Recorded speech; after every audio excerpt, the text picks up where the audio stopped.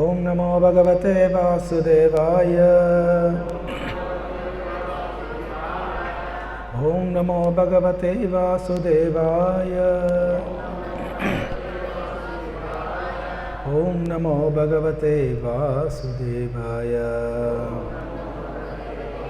Srimad Bhagavatam as it is, 3rd chapter, sloka number 36, Karma Yoga. నాతోపాటు అందరూ చెప్పండి. అర్జున ఉవాచ అతక్కేన ప్రయుక్తోయం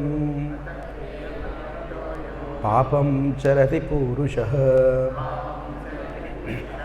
అనిచ్చన్ అపి వాస్నేయ బలాద్ ఇవ నియోజితః. అర్జున ఉవాచ అతక్కేన ప్రయుక్తోయం పాపం చరతి పూరుషః అనిచ్చన్ అపి వాస్నేయ బలాదివ నియోజితః. అర్జున ఉవాచ అతక్కేన ప్రయుక్తోయం పాపం చరతి పూరుషః అనిచ్చన్నపి వాస్నేయ బలాదివ నియోజితః.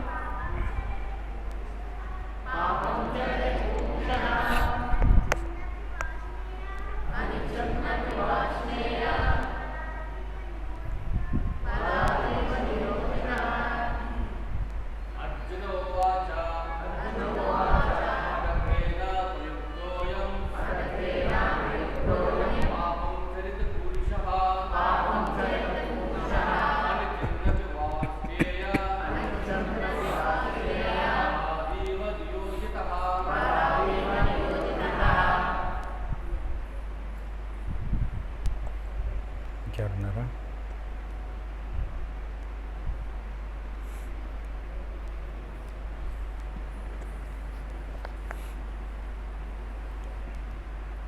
ప్రతిపదార్థం.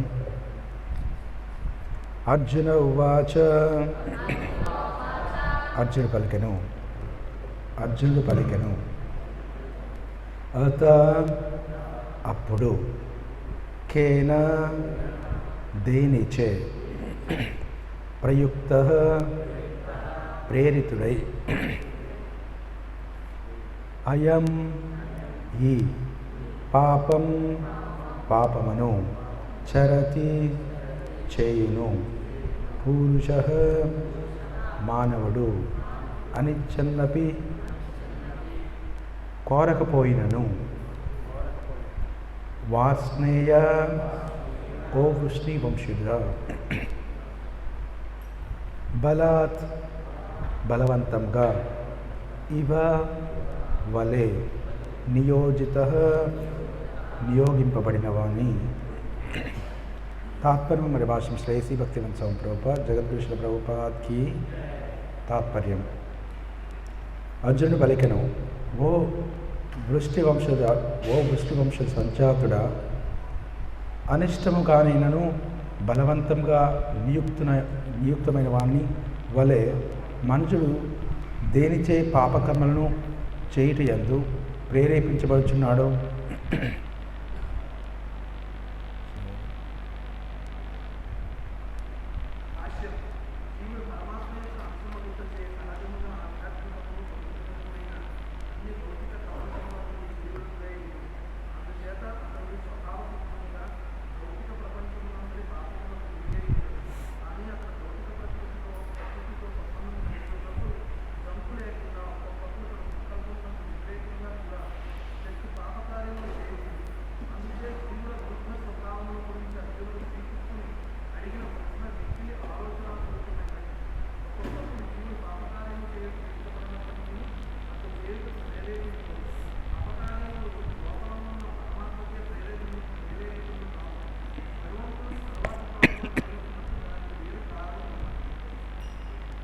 Thank you.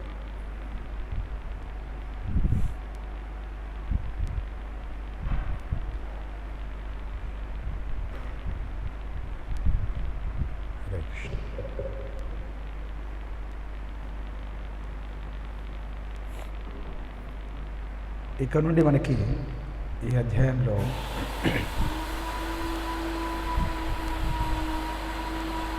చివరి సెక్షన్. సో వినోద్ వీళ్ళు ఈ మిక్సర్ ఏదైతుందో అక్కడ ఆ రూమ్లో పట్టుకోమని చెప్పండి. ఇప్పుడు కరెక్ట్గా ఇదే టైంలో పడతారు. తీసేది ఎంత ఉంది.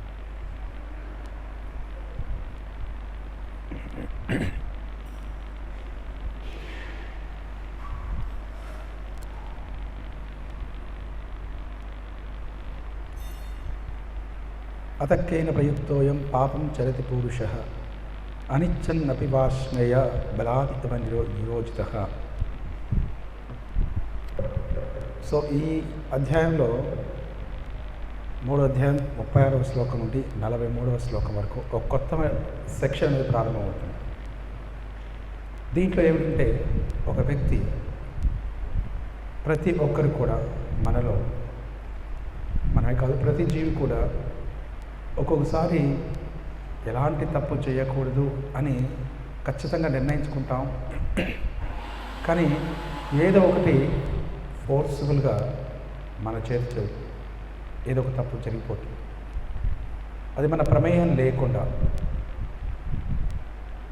ఒక్కొక్కసారి వాటిని రెసిస్ట్ చేసుకోవాలి అని అనుకున్నప్పటికి కూడా అలాంటి తప్పు జరిగిపోతుంది. వై ఇట్ హ్యాపెన్స్, అది ఏ కారణంగా జరుగుతుంది అని చెప్పేసి ఇక్కడ మనకి అర్జునుడు మన తరపున కృష్ణుని ప్రశ్నిస్తున్నాడు. దీనికి సమాధానంగా భగవంతుడు వచ్చే శ్లోకంలో వర్ణిస్తారు. కానీ మనం చూసుకున్న అథ అనే పదాన్ని ఒక మంచి అతక్కేన, అథ అంటే అప్పుడు, కేన దేనిచే జరుగుతుంది అని చెప్పేసి అర్జున్ ప్రశ్నిస్తుంటాడు.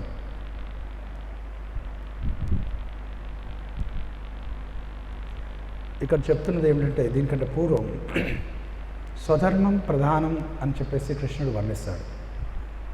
ఏం చేసినప్పటికీ స్వధర్మం ప్రధానం. దానికి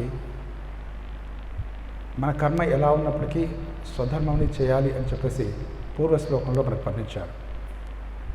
ఏంటి? శ్రేయాన్ స్వధర్మో విగ్రహ పరధర్మాత్ సునిశ్చితాత్ స్వధర్మే నిధనం శ్రేయ పరధర్మో భయావహ. సో దీంట్లో మన స్వగుణం అనేది వేరు, ధర్మం అనేది వేరు. మన స్వభావం అనేది వేరు, ధర్మం అనేది వేరని మనం గత వారం చర్చించుకున్నాం. మన స్వభావం ఎలా ఉన్నప్పటికీ కూడా ధర్మం అనేది అనుసరించాలి అని చెప్పేసి చర్చించుకున్నాం. సో కర్మ కంటే ఉన్నతమైంది ధర్మం. ఉదాహరణకి ఒక రాజుగారు ఉన్నారనుకోండి, ఒక సిటిజన్, ఆ ప్రజ ఒకరు వచ్చేసి అప్రోచ్ అయ్యారనుకోండి, రాజుగారు నాకు ఇలాంటి ఇబ్బంది ఉంది అని అంటే, రాజుగారు అన్నారనుకోండి అది నీ కర్మ, నువ్వు అనుభవించాల్సిందే అన్నాడు అనుకోండి, ఎలా ఉంటుంది? Is it okay? ఇప్పుడున్నటువంటి ఎవరైతే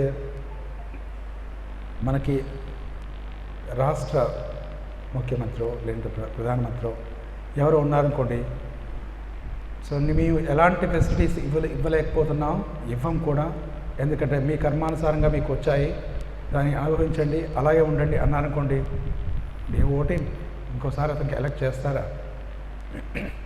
you're not going to do that, isn't it? నా కర్మ అలా ఉంటే మిమ్మల్ని ఎందుకు ఎలక్ట్ చేసుకుంటాం? Isn't it? కాబట్టి that we need to understand. ఇక్కడ అర్థం చేసి భగవంతుడు కూడా వర్ణించేది ఇక్కడ అదే.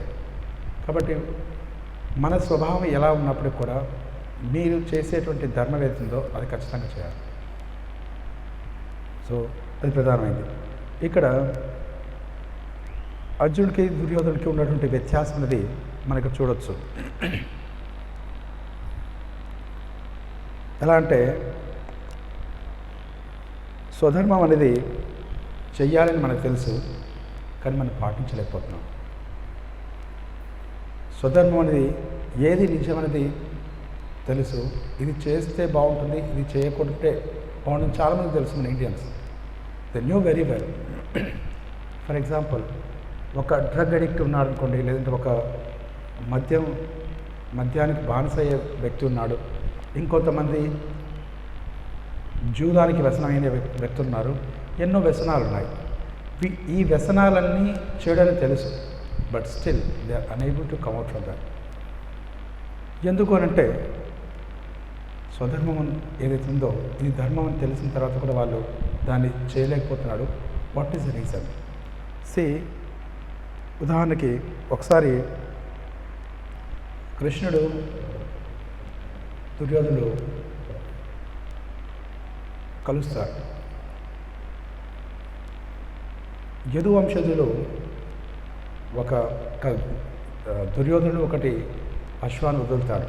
దేనికోసం అంటే ఒక అశ్వమేధ యాగం చేయాలనుకుంటాడు, తను చక్రవర్తిగా ప్రకటిస్తామనుకుంటాడు. దీనికి ఖచ్చితంగా తను ఎక్స్పెక్ట్ చేసింది ఏమిటంటే యదు వంశజులు వస్తారు, వాళ్ళతో యుద్ధం చేసినట్లయితే వాళ్ళు ఓడిపోతే వాళ్ళందరినీ కూడా నా వైపు తిప్పుకోవచ్చు అని చెప్పేసి ఒక ట్రిక్ అనేది చేద్దాం అనుకున్నాడు. ఆ పన్నాగంలో యదు వంశజులు అంటే మొట్టమొదటి వచ్చేది కృష్ణుడు, ఎందుకంటే తను లీడర్ కాబట్టి. తను ముందు వచ్చేసి తనతో మాట్లాడతారు. ఈ కన్వర్జేషన్స్లో, ఈ సంభాషణలో చాలా అద్భుతమైనటువంటి విషయాలు చర్చిస్తారు కృష్ణుడును తర్వాత దుర్యోధనుడు. మొట్టమొదటిగా సంభాషణలో కృష్ణుడు ఇతను అడుగుతాడు దుర్యోధనుడు,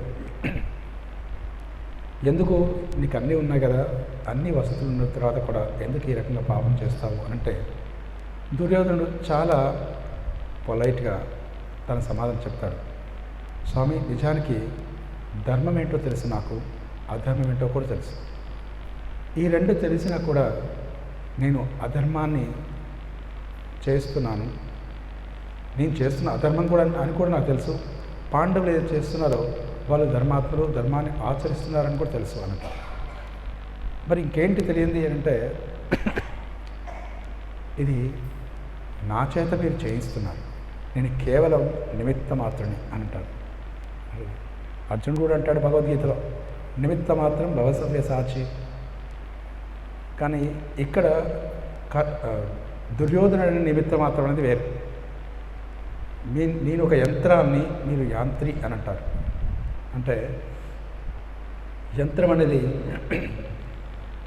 మీరు ఏం చెప్తే అది చేసేది, మనం ఏం చెప్తే అది చేసేది. మైక్రోఫోన్ నేను ఎలా వాడుకుంటే అది అలా ఉపయోగపడేది. కానీ ఇక్కడ ఒక లాజిక్ ఏమిటంటే యంత్రానికి జీవం అంటూ లేదు, కానీ యంత్రి తను నడిపే వ్యక్తికి జీవం ఉంది, కాన్షియస్నెస్, చైతన్యం ఉంది. తను ఎలా ఒక పని చేసే ముందు ఇది చెయ్యాలా చేయకూడదు అనేది కన్సైన్స్ అంత చూసారా, దాన్ని విచక్షణ జ్ఞానం అనేది తనకు ఉంటుంది, తన డిస్క్రిమినేషన్ పవర్ అనేది ఉంటుంది. సో తనని చూసి ఎంచుకోవచ్చు. కానీ భగవంతుని అక్కడ నిర్మించడంలో మీరు ఏది చెప్తే నేను అది చేస్తున్నాను అని చెప్పేసి తను అంటారు. సో కొన్ని విషయాలు చూసినట్లయితే భగవంతుడు రెండు విధాలుగా నిందిస్తారు ప్రజలు. ఒకటి వచ్చేసి ఒక వర్గం వాళ్ళు వచ్చేసి అంతా భగవంతుడే కారణం అనేవాళ్ళు ఒక వర్గం అయితే, ఇంకొక వర్గం వాళ్ళు వచ్చేసి లేదు అంతా నేనే చేస్తున్నాను అనేటువంటి ఇంకో వర్గం. ఒక వర్గం వాళ్ళు చూడండి, ఎప్పుడైతే సక్సెస్ లేదంటే వాళ్ళకి అనుగుణంగా వచ్చిందనుకోండి ఇది నేనే చేశానంటారు. తనకి అనుకూలంగా లేదనుకోండి ఖచ్చితంగా అది భగవంతుడి యొక్క తప్పు అని అంటారు. ఉదాహరణకి చూడండి, మనకి చార్ధామ్ యాత్రలో ఒకసారి చాలా విపరీతమైన ఫ్లడ్స్ వచ్చాయి, గుర్తుందా? సో దాంట్లో టీవీ వాళ్ళందరూ కూడా స్టేట్మెంట్స్ ఏమిటంటే చూడండి, శివుడు తను సుఖంగా అక్కడ పైన కొండపైన కూర్చున్నాడు, తనకి ఏమీ అవ్వలేదు, తన లోపల నీళ్ళు వెళ్ళలేదు, తన గుడికి కూడా ఏం అవ్వలేదు. కానీ అక్కడ వెళ్ళిన భక్తులకు మాత్రం అందరూ కూడా చనిపోయారు, నానా రకాలుగా ఇబ్బందులు పడ్డారు అని చెప్పేసి ఎన్నో రకాలుగా నిందించారు. ఇదేమిటంటే తను చేస్తుంది కూడా తనే కదా అని చేసి తను నిందించడం. మరి ఇంకొన్ని విషయాలకు వచ్చినట్లయితే వాళ్ళు ఏం చేస్తారు, దే సే దట్ ఏదైనా సక్సెస్ వచ్చిందనుకోండి, ఇది నా వల్లనే, ఇదంతా ప్రపంచం అంతా నా భుజాలపైనే ఉన్నది అన్నట్టుగా వాళ్ళు మాట్లాడతారు. సృష్టి అంతా కూడా ఉన్నాయి, దీనికి మూల కారణం నేనే అన్నట్టుగా మాట్లాడతారు. సో కొన్ని విషయాలకు వచ్చినప్పుడు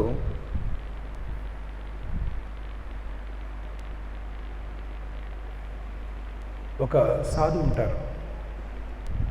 సాధువు ఏం చేస్తాడంటే, తనకి పాపం అందరూ కూర్చొని ఉంటాడు. ఒక రాజుగారు ఉంటారు.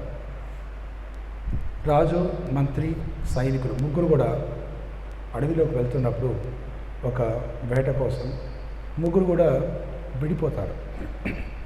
ఎవరెక్కడికి వెళ్ళారో తెలియదు. అక్కడ సాధువు ఉంటారు. సాధువు కూర్చున్నప్పుడు ముందు ఒక సైనికుడు వెళ్తాడు. వెళ్ళేటప్పుడు తను అంటాడు, ఓ అందుడా, ఇక్కడ మా వాళ్ళు వెళ్ళగా చూసారా అని అంటారు. రాజు కానీ మంత్రి కానీ వెళ్ళడం చూసారా అని అంటారు. తను అంటాడు, లేదు అంటాడు. మొట్టమొదటిగా తను అంధుడని తెలుసు, ఓ అంధా అని అంటున్నాడు, పైగా అతను అడుగుతున్నాడు చూసావా అని చెప్పేసి. ఇది మూర్ఖత్వం. రెండవ వ్యక్తి వస్తాడు. తను అంటాడు, ఓ సూరదాస్, ఇక్కడ నుండి మా వాళ్ళు వెళ్ళని, రాజు కానీ సైనికుడు అని వెళ్ళడం చూసారా అని అంటారు. తర్వాత మూడో వ్యక్తి వస్తాడు. తను వచ్చేసి అడుగుతాడు, ప్రణామం చేసి తనకి, ఓ సాధువర్య, ఓ మహాత్మా, ఇక్కడ నుండి మా వాళ్ళు ఎవరైనా వెళ్ళడం మీరు చూసారా అని స్పష్టంగా అడుగుతాడు. వెంటనే ఈ సాధువు ఏం చేస్తాడంటే, రాజుగారు, ముగ్గురిని నేను గుర్తించగలను. మొట్టమొదటి వ్యక్తి ఒక సైనికుడు, ఒక తక్కువ రకమైన వ్యక్తి, అంటే తనకి విచక్షణ జ్ఞానం లేకుండా తన యొక్క ఆలోచన పరిధి చాలా తక్కువ ఉన్న వ్యక్తి, తన సైనికుడు అంటాడు. ఎందుకంటే తన ప్రవర్తన అనేది ఆ రకంగా ఉంది, తను మాట్లాడే విధానం అనేది ఆ రకంగా ఉంది కాబట్టి తను నేను చూడకపోయినా అతను చెప్పగలను ఎలాంటి వాడు అని చెప్పేసి అంటాడు. రెండవ వ్యక్తి, వెళ్ళిన వ్యక్తి సూరదాస్ అనే వ్యక్తి, నన్ను సంబోధించిన వ్యక్తి తన మంత్రి అని అంటారు. మూడో వ్యక్తి మీరు రాజుగారు, ఎందుకంటే మీ సంస్కారంలో ఆటోమేటిక్గా నాకు తెలిసింది మీ యొక్క ఏ రకంగా సంబోధించారు అని చెప్పేసి. ఈ రకంగా దుర్యోధనుడు కానివ్వండి, అర్జునుడు కానివ్వండి, వాళ్ళు చేసే సంబోధనలో, వాళ్ళు చేసే ప్రవర్తనలో ఆటోమేటిక్గా మనకు తెలిసిపోతుంది. అదేవిధంగా ఇక్కడ మనం ఏం చేసినప్పుడు కూడా ఒక పాపం అనేది ఎలా మనకు అంటుకుంటుంది అనేది మనకి ఈ శ్లోకంలో వర్ణిస్తున్నారు. పాపానికి రెండు విధాలు, బలా ఇవ నియోజిత. ఇక్కడ బలం ఒకటి ఉంటుంది, తర్వాత స్పీడ్. చూడండి, ఒకటి నీరు అనేది అప్పటి వరకు, ఉదాహరణకి అదే నీరు తీసుకోండి, గంగా ఉంది ప్రవాహం, లేదా యమున ఉంది, అక్కడ ఏదైతే ప్రవహిస్తున్నాయో కొన్ని ప్లేస్లో ఈ చార్ధామ్ యాత్రలో అక్కడే స్నానం చేసి ఎలాంటి ఇబ్బంది ఉండదు. కానీ కొన్ని ప్లేస్లో స్పీడ్ అనేది చాలా ఎక్కువగా ఉంటుంది. You can't even stand out there. So అలా కొట్టుకుపోతాం. సో స్పీడ్ అనేది ఒకటి, రెండవది బలం, స్ట్రెంగ్త్. సో పాపానికి ఈ రెండు ఎప్పుడైతే ఉంటాయో ఆ పాపం ద్వారా మనం కొట్టుకుపోతుంటాం. సో దీనికి మరి ఎలా అవుతుంది అంటే, మొట్టమొదట కొన్ని ఇండికేషన్స్. సో ఒక సాధువు చెప్తారు, సన్యాసి చెప్తారు. ఒకటి వచ్చేసి, ఒక వ్యక్తి ఎప్పుడైనా ఏదైనా ఒక పాపం తను తెలియకుండా చేశాడనుకోండి, అన్నోయింగ్లీ, అంటే తను చేయాలి అనుకోలేదు, అకస్మాత్తు యాక్సిడెంటల్గా జరిగిపోయినప్పుడు తనకి ఎలా అనిపిస్తుందంటే, వెంటనే చేసిన ప్రతి పని చూడండి, ఇక్కడున్న ప్రతి వాళ్ళు, is there any one who has not done any kind of mistake? ఎవరైనా ఇక్కడ చెప్పగలరని ఎలాంటి మిస్టేక్ చేయలేదండి అని చెప్పేసి? No one can say. ఎవరు కూడా చెప్పలేదు. తర్వాత మనం మీలో ఎవరు చెప్పండి, ఎప్పుడైతే మనం ఏదైనా మిస్టేక్ చేస్తామో వెంటనే మనకు అనిపిస్తుంది ఒక గిల్టీ ఫీలింగ్, ఒక సిగ్గుగా ఫీల్ అవుతుంది. అయ్యో ఈ తప్పు చేయకుండా ఉండాల్సింది అని చెప్పి దాని గురించి పశ్చాత్తాపడుతూ దాన్ని కుమిలిపోతూ దాని గురించి ఇది నేను మళ్ళీ చేయకూడదు అనేటువంటి ఆలోచన వెంటనే కలిగిందా? ఎప్పుడైనా ప్లీజ్ రేజ్ హ్యాండ్స్, చేతులు ఎత్తండి.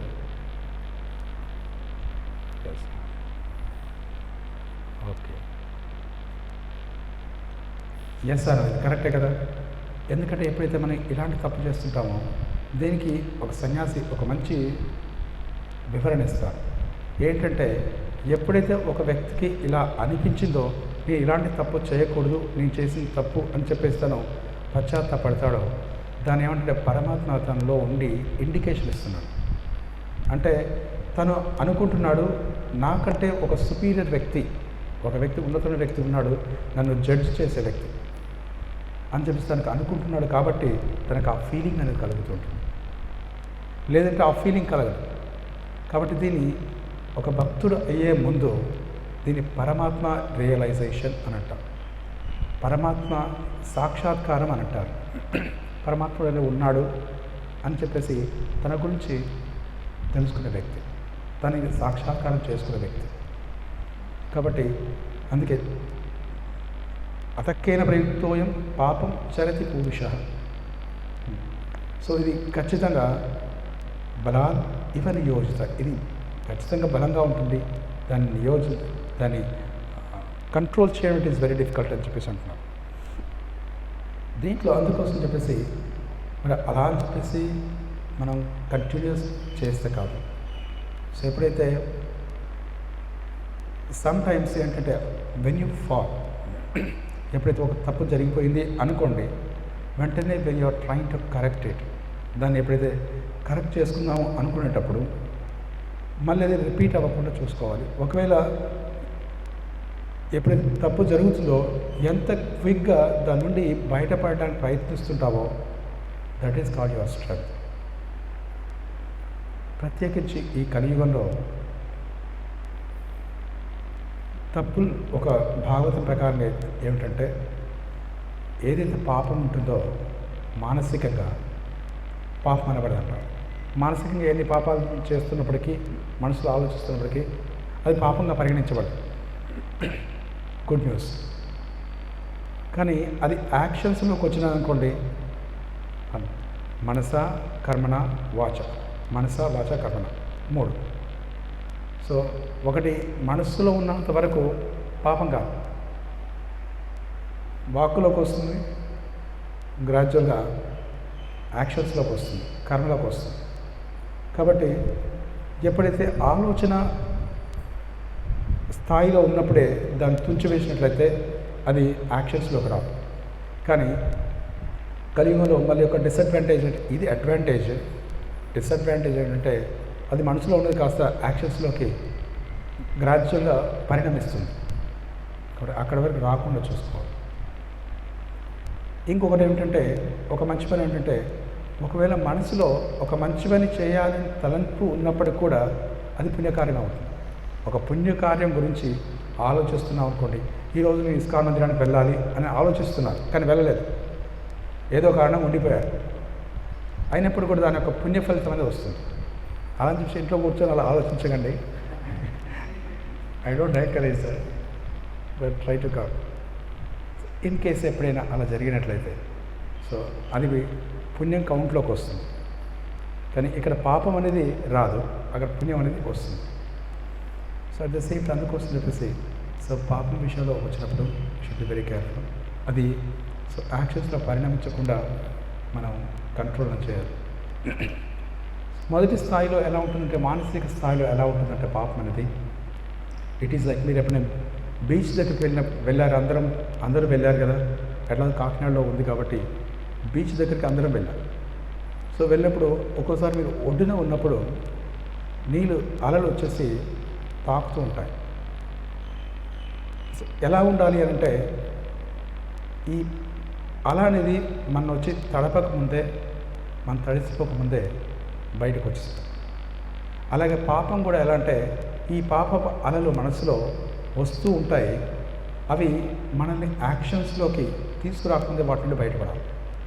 లేదంటే దాంట్లో అది లాక్కొని సముద్రం మధ్యలోకి తీసుకెళ్తాయి, దాంట్లో మునిగిపోయి మళ్ళీ సో హౌ టు కమ్అట్ అనేది ఇట్లా మనకి కొంచెం పరిస్థితిని తీవ్రంగా చేస్తారు. అందుకే before we become wet we should కమ్అట్.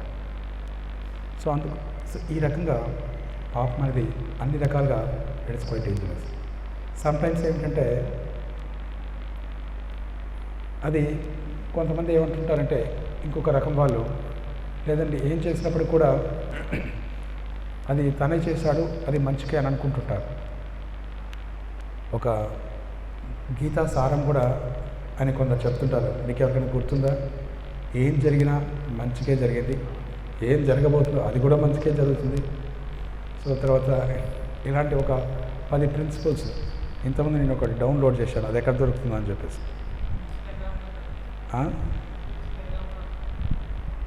నిజంగా అది ఏమంటారు, అది మంచిది అంటారా? ఇది గీతా సారం అంటారా? గీతా సారం అని చెప్పేసి వాళ్ళు చెప్తుంటారు.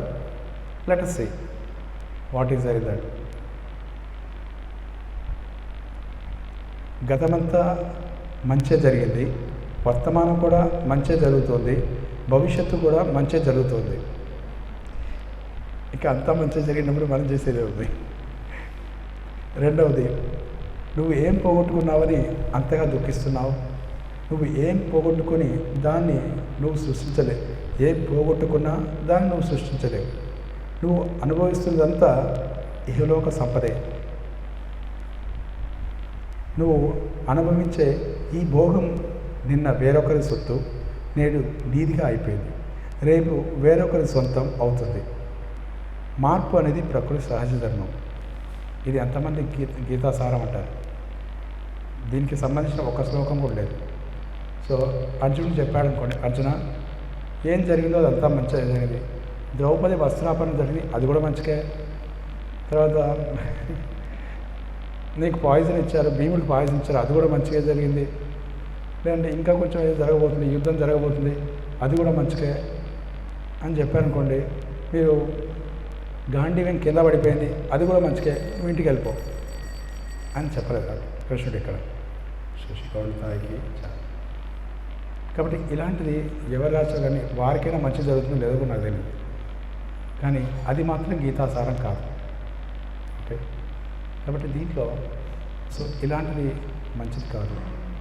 అందుకే ఆథరైజ్డ్, మీకెవరి దగ్గర భగవద్గీత లేకపోతే మాకు చెప్పండి, భగవద్గీత యథాతథం ఇలాంటి గ్రంథాలు చదివినట్లయితే స్పష్టంగా మీకు అర్థమవుతుంది ఏంటి భగవద్గీత అని. తర్వాత దీంట్లో భగవంతుడు వర్ణించేది ఎప్పటికి కూడా భగవంతుడి బాధ్యత అని అంటే మనం 2 విధాలు చెప్పుకున్నాం. ఒకటి అంతా భగవంతుడే అంటారు, రెండవది అంతా నేను చేసినట్టే అంటారు. ఒకతను అంటాడు, ఒకసారి 3 నలుగురికి డిఫరెంట్ రిలీజన్స్ వాళ్ళకి ఉరి శిక్ష పడుతుంది ఏదో కారణం. అంటే తను అంటాడు, ఫస్ట్ ఒకతని క్రిస్టియన్ ఉరి తీస్తారు. ఉరి తీయడానికి సరే నీ చివరి కోరిక ఏంటో కోరుకో అంటాడు. నా చివరి కోరిక ఏం లేదు, జీవితాంతం నేను జీసస్ని ప్రార్థిస్తున్నాను, ఇప్పుడు ప్రార్థిస్తామని చెప్పేసి ప్రార్థిస్తాడు. సరే ఒకవేళ జీసస్ రక్షిస్తే రక్షిస్తాడు అని చెప్పేసి అంటాడు. సరే అని చెప్పేసి తను ప్రార్థిస్తాడు. సంభవం తను ఉరి వేసిన తర్వాత ఉచ్చు సరిగా పడదు. సో పడకపోయేసరికి తను హీ వాజ్ రిలీజ్డ్. నీ జీసస్ ప్రొటెక్ట్ చేశాడు, వెళ్ళిపో అంటాడు. దెన్ నెక్స్ట్ పర్సన్ వస్తాడు, హీ వాజ్ ముస్లిం. తను అంటాడు, సరే నీ చివరి కోరిక ఏమిటి అంటే నేను అల్లా అని ప్రార్థిస్తాను అంటాడు. సరే ప్రార్థించు అంటాడు. తను కూడా ప్రార్థించిన తర్వాత తనకు కూడా చివరికి ఉచ్చుపడదు, తను కూడా వదిలేస్తాడు. థర్డ్ పర్సన్ హిందూ వచ్చిన తర్వాత ఈజ్ లిటిల్ డిఫరెంట్. తను అంటాడు, చూడండి నాకు మొత్తం మీరు ఎవరైనా ప్రార్థిస్తారా అని అంటాడు. సో వీళ్ళిద్దరు ప్రార్థించారు, వాళ్ళకి రిలీజ్ అయ్యారు. మీరు ఎవరైనా ప్రార్థిస్తారంటే తను అంటాడు, చూడండి నాకు కొంచెం టైం కావాలి అంటాడు. ఎందుకు అంటే మాకు 33 కోట్ల దేవతలు ఉన్నారు. ఏ ఒక్కరిని అసంతృప్తి చెందించినప్పుడు కూడా నేను చనిపోవచ్చు. I may die. సో కాబట్టి I want to satisfy everyone. కాబట్టి నాకు కొంచెం టైం ఇవ్వండి, నేను 1 by 1 చేస్తానంటారు. సో తను అంటారు, ఇది జరిగే పని కాదు, మీరు చేయాల్సింది ఏంటంటే, సో దేవతలందరిలోకెల్లా దేవతని వ్యక్తి మహేశ్వరుడు ఉన్నాడు కదా, అతన్ని ప్రార్థించండి సరిపోతుంది అంటాడు. ఓకే అని చెప్పేసి తను ప్రార్థిస్తాడు. తనకు కూడా వచ్చుపడదు, తను మహేశ్వరుడు రక్షించాడు అని చెప్పేసి తనలో పక్కకి వెళ్ళిపోతాడు. చివరికి ఇంకొక వ్యక్తి సిక్ వస్తాడు. సిక్ తను సరే మీరు గురుద్వార్ని లేదా గురు గ్రంథ్ సాహిబ్ని ప్రార్థించండి అంటాడు. తను అంటాడు, ఫస్ట్ ఆఫ్ ఆల్ మీరు చూడండి, అక్కడ న్యూస్ ఏదైతే ఉందో దాన్ని కరెక్ట్ చేయండి. There is a defect in the news. కాబట్టి అది కరెక్ట్ చేసి మళ్ళీ ఈ ముగ్గురిని ఎక్కించాడు. You got the point. కాబట్టి sometimes there may be defect, కానీ ఇదంతా కూడా భగవంతుడి వల్లనే జరుగుతుంది అని అనుకుంటే తప్పు. ఒకసారి రథయాత్ర జరిగే సమయంలో న్యూయార్క్లో రథయాత్ర జరుగుతుంది. రథయాత్ర జరుగుతూ ఉంటే ఫస్ట్ టైం రథాన్ని తయారు చేశారు ఇస్కాన్ డివోటీస్. తయారు చేసిన తర్వాత అది కొంచెం దూరం వెళ్ళగానే మొత్తం క్రాష్ అయిపోయింది. సో క్రాష్ అయిపోతే అందరూ డిసప్పాయింట్ అయ్యారు. అయ్యో మీరు ఏదైనా తప్పు చేసి ఉంటాం, అందుకే జగన్నాథ్ ఈ రకంగా పనిష్ చేశాడు మమ్మల్ని అని చెప్పేసి తర్వాత ప్రభుపాద వారిని అడుగుతారు. Prabhupad, so I think we made some mistake, ఏదో ప్రిన్సిపల్ బ్రేక్ చేసి ఉంటాం, కాబట్టి ఇది జగన్నాథ్ కోపం వచ్చేసిన అందుకే రథాన్ని విరగొట్టేశాడు అని అంటారు. ప్రభుపాద్ అంటారు, this is foolishness. First of all engineering ఏదైతే ఉందో అది తప్పు చేశారు. రథానికి ఏదైతే మధ్యలో ఉన్నటువంటి ఏదైతే మెయిన్ ఏదైతే ఉంటుందో దాన్ని iron what you call that, so మనకి ఇంజనీరింగ్లో చెప్తాను కదా, సెంటర్ని యాక్సిల్ ఏదైతే ఉంటుందో దాని యొక్క హెవీనెస్ తక్కువ ఉంది, లోడ్ అనేది ఎక్కువ వేస్తారు. కాబట్టి ఆ ఇంజనీరింగ్ ఇంప్రాపర్గా ఉంది కాబట్టి కొలాప్స్ అయిపోయింది. సో వీటిని సరిగ్గా చూసుకున్నట్లయితే if something goes wrong then you can say that belongs to Krishna, so that Krishna is done it. అది కాకుండా మన సైడ్ ఏదైతే తప్పు చూసుకోకుండా భగవంతుడు చేసినట్టు లాభం లేదు. First we have to correct from our side. ఆ రకంగా చెప్తారు. అందుకే ప్రతిదీ కూడా భగవంతుడు చేస్తున్నాడని చెప్పేసి మనం అనుకోకూడదు, మనం తప్పు చేస్తాం. సో అందుకే భగవంతుడు చెప్పేది ఏమిటంటే, మొదటగా మన వంతు మనం ప్రయత్నం చేస్తూ భగవంతుడు ప్రార్థించామనుకోండి, అప్పుడు if something goes wrong then Krishna is the responsible person. Krishna wants us to do something else. So అందుకని ప్రతిదీ కూడా మనం భగవంతుడి పైన వేయకూడదు. సో బలాద్ ఇవ నియోజిత,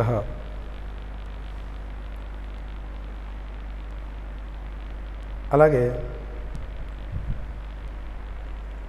సో దాంట్లో చెప్పడం ఉద్దేశం అంటే, కృష్ణుడికి దుర్యోధన చెప్పే ఉద్దేశం, మీరు చెప్తున్నారు అంటే మీలో పాపం ఉంది కాబట్టి, అంటే దుర్యోధనుడు కృష్ణుడు చెప్పే ఏదైతే పాపం నేను చేస్తున్నానో మీరు నా చేత చేస్తున్నారు అంటే మీలో పాపం ఉంది అని అర్థం. ఒక చిన్న ప్రశ్న అడుగుతాను, చెప్పండి. దానికి సూర్యుడు ఉన్నాడు, మనం ఎండలో నిల్చున్నప్పుడు మనకి షాడో వస్తుంది, నీడ ఉంటుంది. మన నీడ అనేది కనిపిస్తుంది, మన శరీరం నీడ. అది సూర్యుడి వల్ల కలుగుతుందా, మన వల్ల కలుగుతుందా?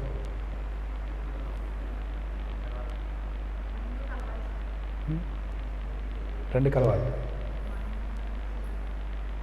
Okay,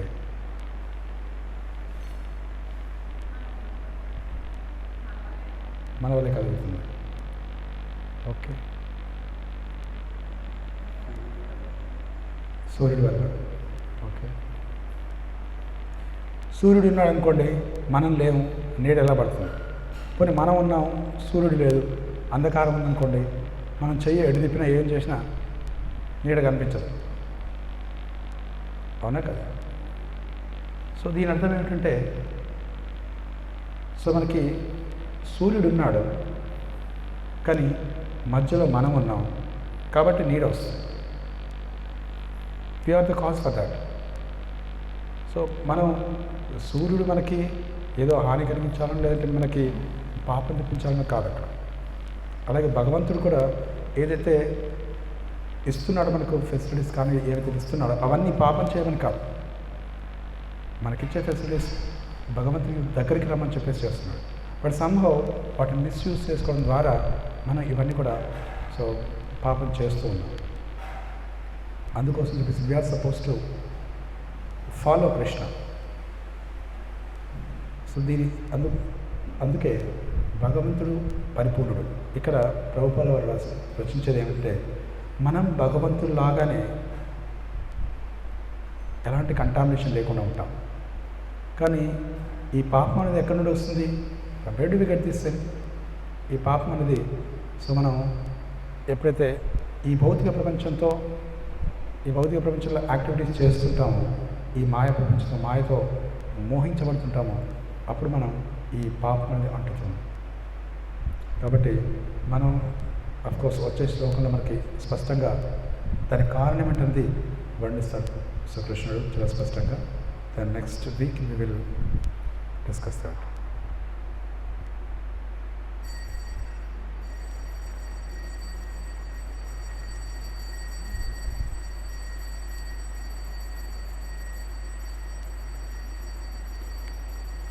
Yes, any questions or comments?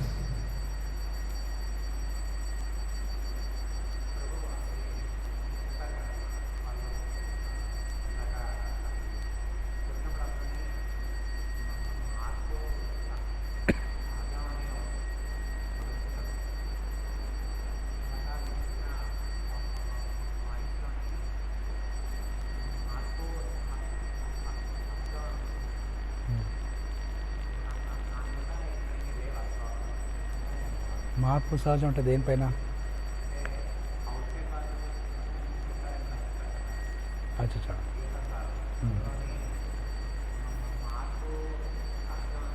So దాంట్లో కొన్ని ఒక కాన్సెప్ట్ ఏమిటంటే, ఎవ్రీథింగ్ బిలాంగ్స్ టు గాడ్, మార్పు సహజం.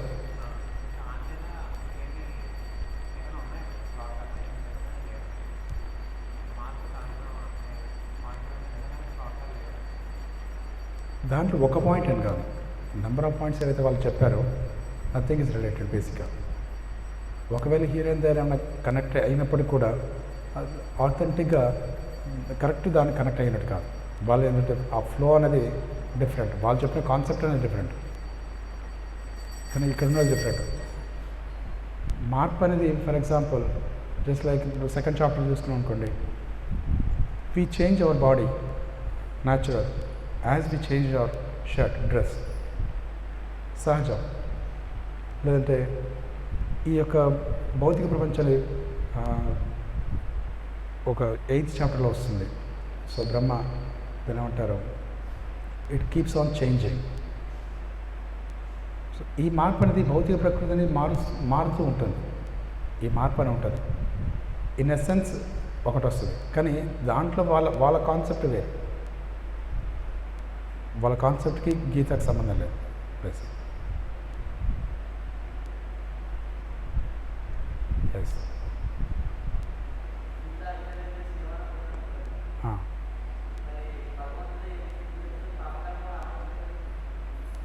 ఓకే.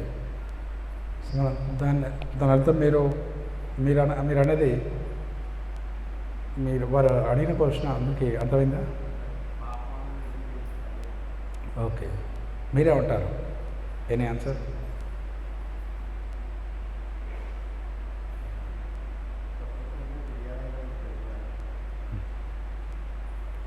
ఒకటి, I don't want take much time. దీంట్లో ఒకటి ఏంటంటే, భగవంతుడికి ఆజ్ఞ లేనిదే పాపం కూడా జరిగింది. ఉదాహరణకి ఒక టెర్రరిస్ట్ వచ్చి బాంబు పెడుతున్నాడు. మరి నిజంగా భగవంతుడు ఆజ్ఞ ఇవ్వందే, పరమాత్మ శాంక్షన్ చేయదే ఎందుకు ఆరోగ్యం చేస్తాడు? Nobody can do that. అతను కూడా చేయలేడు. కానీ విషయం ఏంటంటే, ఒక జీవుడికి, ప్రతి జీవుడికి కూడా ఒక స్వతంత్రత అనేది ఉంటుంది. భగవంతుడు ఇచ్చిన వరం. ఆ ఇండిపెండెన్స్ అని అంటాం.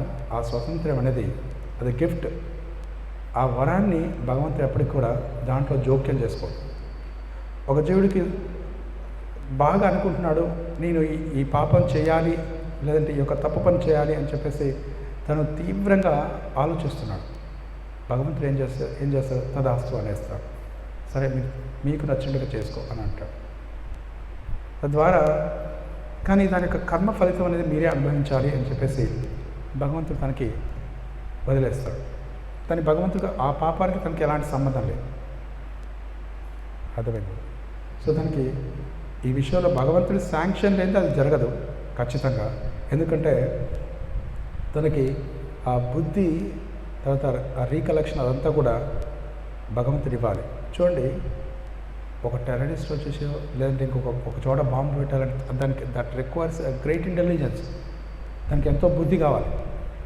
ఒక బాంబు తయారు చేయాలి, లేదంటే ఎక్కడో దొంగతనం చేయాలి అంటే ఈవెన్ దొంగకు కూడా ఎంత బుద్ధి కావాలి, ఎంత ఇంటెలిజెన్స్ కావాలి. ఒక బ్యాంకు దోపిడీ చేయాలి, ఇంకేదైనా చేయాలి అంటే వీటన్నిటికీ బుద్ధి అవసరం.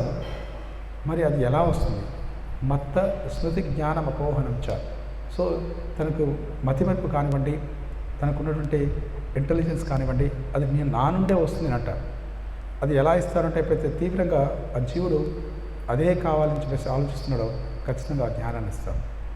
ఒకసారి కాన్సన్ట్రేషన్ క్యాంప్స్ అని చెప్పేసి ఐ థింక్ జపాన్లోనో ఏదో ఒక కంట్రీలో, హిట్లర్ టైంలోనే జర్మనీలో జరుగుతుంది. సో ఈ కాన్సన్ట్రేషన్ క్యాంప్లో వాళ్ళని చాలా చిత్రహింసలు చేస్తున్నారు. అక్కడ జనాల్ని, ఆ జ్యూస్ని చంపేసేసి అలా పైల్స్ అంటే ఆ రకంగా కుప్పలు కొద్దిగా, రాష్ట్ర కొద్దిగా డెడ్ బాడీస్ని పడేస్తున్నారు. ఒక వ్యక్తి జీవితంలో ఉన్నాడు, ఒక సైనికుడు, అదర్ కంట్రీ. సో తను జీవితంలో తను సజీవంగా ఉన్నప్పుడు సంహరద తను బయటపడాలనుకున్నాడు. ఆ జైల్లో, అదే కాన్సన్ట్రేషన్ క్యాంప్లో ఉన్నాడు, ఆ కుప్పల్లోనే ఉన్నాడు, శవాల మధ్యలోనే ఉన్నాడు. How to get out from this అని చెప్పేసి ఆలోచిస్తున్నాడు. ఏ ఒక్కరు తెలిసినా ఆన్ ద స్పాట్ చంపేస్తారు అక్కడ సెక్యూరిటీకి. అది చూస్తున్నప్పుడు తను ఏం చేస్తాడంటే, తనకు మార్నింగ్ నుండి ఈవినింగ్ వరకు ఒకే ఒక ఆలోచన. ఏమిటి ఆలోచన అంటే, how I can get out from this place, నేను ఎలా బయటపడాలి, అదొక్కటే ఆలోచన, ఫోకస్డ్గా. అలా చేస్తున్నప్పుడు పరమాత్మ అతనికి ఒక హృదయం నుండి ఒక జ్ఞానం ఇచ్చాడు.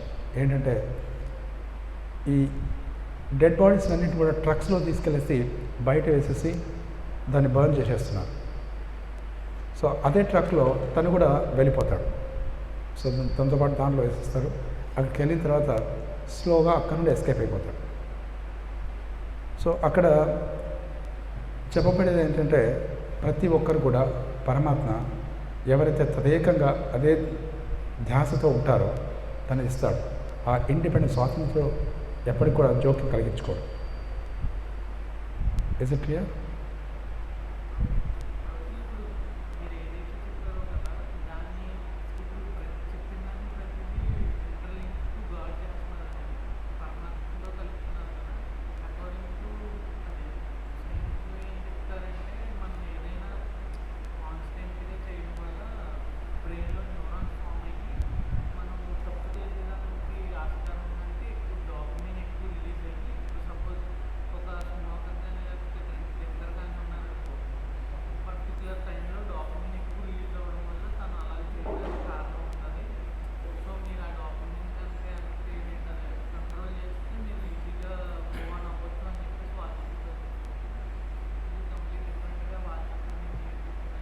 ఓకే. సో దీంట్లో మీకు అర్థమైందా ఇప్పుడు? సో మన అర్జున్ చెప్పిన ప్రశ్న. సో ఇప్పుడు ఏంటంటే, అర్జున వాచ. సో ఇక్కడ సైంటిస్టులు చెప్తారు, ఇప్పుడు ఏదైనా తప్పు చేయాలని, లేదంటే ఏదైనా ఒక కార్యం చేయాలంటే, ఒక పర్టికులర్ దాని బ్రెయిన్లో కొన్ని రకాలైనటువంటి డోపమిన్ అనే కెమికల్ రిలీజ్ అవుతుంది, దాని ద్వారా వాళ్ళు చేయగలుగుతారు అని చెప్పేసి. సీ దెర్ ఆర్ 2 కాజెస్, రెండు కారణాలు ఉంటాయి. ఒక కారణం వచ్చేసి ఇమ్మీడియట్ కాజ్, రెండవది వచ్చేసి రిమోట్ కాజ్ అంటారు. సో దానికి ఒక వ్యక్తికి మలేరియా వచ్చిందనుకోండి, మలేరియా వ్యాధి, మలేరియా ఫీవర్ వచ్చినట్లయితే, మలేరియా అనేది ఒక దోమ ద్వారా కలుగుతుంది, ఒక mosquito is the cause for malaria fever. దానికి ఏ రకంగా అవి, సో దాంట్లో మలేరియా బ్యాక్టీరియాలు ఉంటాయి, సో వైరస్లు ఉంటాయి, అవన్నీ కూడా సైంటిఫిక్గా అనలైజ్ చేయొచ్చు. కానీ ఒక 10 మంది ఉన్న చోట మరి ఎందుకు ఆ పర్టికులర్ వ్యక్తికే మలేరియా ఫీవర్ వచ్చింది, మిగతా 10 మందిలో మిగతా వాళ్ళందరికీ ఎందుకు ఆ ఫీవర్ రాలేదు? This is called law of కర్మ. సో పరమాత్మ గైడ్ చేస్తాడు, చూడు ఈ వ్యక్తికి ఫలానా కర్మ ఉంది కాబట్టి తనకి ఈ టైంలో, సో ఈ వ్యక్తికి ఖచ్చితంగా మలేరియా ఫీవర్ రావాలి, వెళ్ళేసి తన కొట్టు. నీ అనాలిసిస్ అనేది, సైంటిఫిక్ అనాలిసిస్ అనేది, ఓకే దీనివలన ఈ రకంగా చేంజెస్ అనేవి వస్తాయి, బాడీలో ఇలాంటి చేంజెస్ అనేవి వస్తాయి, ఇవనేది సెకండరీ. ఇప్పుడు డిఎన్ఏ ఉంది, డిఎన్ఏ అనేది scientist can discover but they cannot create, అవునా? సిమిలర్లీ సో ఇవన్నీ కూడా సిస్టమేటిక్గా భగవంతుడు క్రియేట్ చేసిన దాన్ని వాళ్ళు హరే కృష్ణ హరే కృష్ణ హరే కృష్ణ, సో వాళ్ళు డిస్కవర్ చేయగలిగారు తప్ప వాళ్ళు కొత్తగా సృష్టించలేదు. అందుకే ప్రభుపాల వారు అంటారు, can a scientist create an ant at least in there lab అంటారు. ఒక చిన్న చీమని సృష్టించగలరా వాళ్ళు? సో ఇంత పెద్ద పెద్ద పెద్ద బాంబులు పెట్టేసి బ్లాస్ట్ చేసేసి మొత్తాన్ని యుద్ధాలు తెప్పించగలరు, కానీ సో జీవులు నాశనం చేయగలరు తప్ప ఒక చిన్న జీవిని కూడా సృష్టించలేరు. Is that clear? Yes.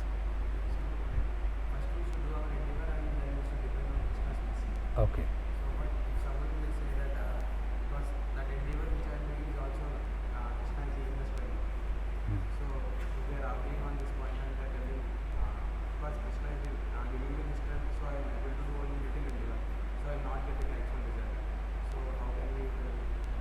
The second part I didn't understand. See, first thing you said, whatever we are doing, Hare Krishna, Hare Krishna, Hare Krishna. See, whatever endeavor we do, then we have to depend upon Krishna. Yes. That. Our endeavor also because of Krishna only, because he is only giving us strength to do the endeavor. Someone is telling like that, then how can we? No, endeavor is, see, for example, unless you have some desire, you will not have any endeavor, isn't it? So unless you have a strong desire, I want to achieve certain thing, so you will not put endeavor, isn't it? Even that, for example, for a devotee, he doesn't have any kind of desire except to pleasing Krishna. So like Acharya, Prabhupada, they will not have anything else. For example, last moments of Srila Prabhupada, one of his godbrothers has come and asked him, Prabhupada, आपको कोई इच्छा है? मेरे को कोई इच्छा नहीं है. हरे कृष्ण हरे कृष्ण. He says, मेरे को कोई इच्छा नहीं है, so I don't have any desires.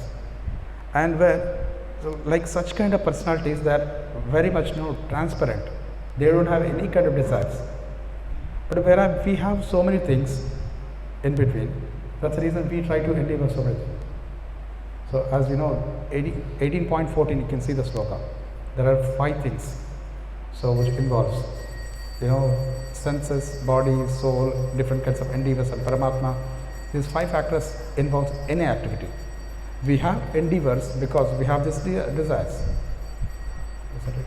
So unless we have desires, so we don't endeavor only.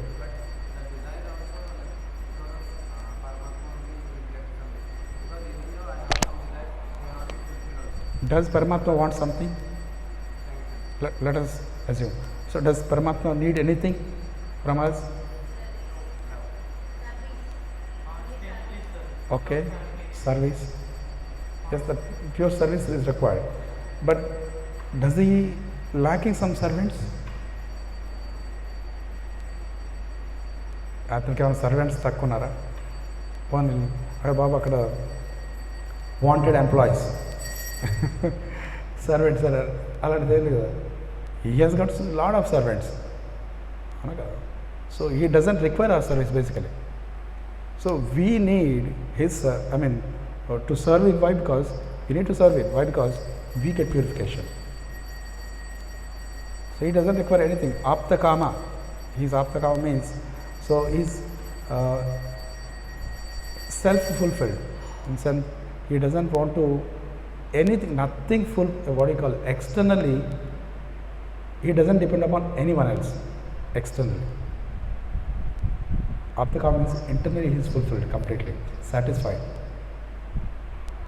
So for us, if you want to get satisfied, for example, if there is no food, so we will be feeling hungry. So then we depend upon food. Or if somebody scolds us, so we will be lamenting. If somebody praises us, we will be, joyous. So why these things happen? Because we are depending upon somebody else. So we are not Aptakama. Is that clear? Yes.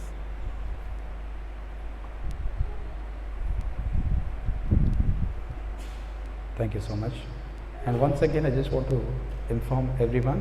So అందరికీ ఒక ముఖ్యమైన విషయం ఏంటంటే October 1st వీక్లో ద్వారకా యాత్ర అనేది ఉంది. దానికి గాను మీకు ఎవరైనా జాయిన్ అవ్వాలనుకుంటే we have some QR codes, can join with us. మీరు స్కాన్ చేసుకోవచ్చు. You can join in this group. Right on details అనేది సో మీకు పంపించబడుతుంది ఆ గ్రూప్లో. Thank you so much. Hare Krishna. Srimad Bhagavad Gita ki, Jagat Guru Srila Prabhupada ki, Jai Gaur Premanande.